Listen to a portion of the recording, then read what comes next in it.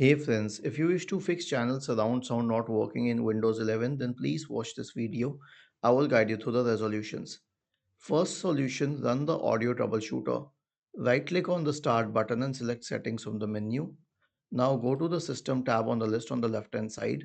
In the right pane, select troubleshoot and then select other troubleshooters. Click on run corresponding to the audio troubleshooter.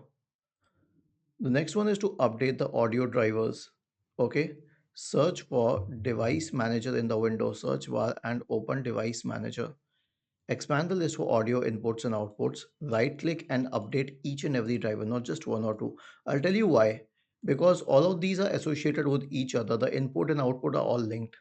Okay, the next one is to restart the Windows audio service, and this is very important.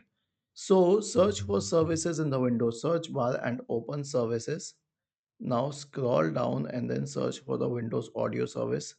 Right click on it and then select restart. I won't click on it or it will disturb the audio of the recording, but you have to click on restart to restart the Windows audio service. Was this helpful? If yes, then please subscribe to the channel. If not, then let us know in the comment section of the video on how we could help you further. Thank you for watching this video and have a nice day.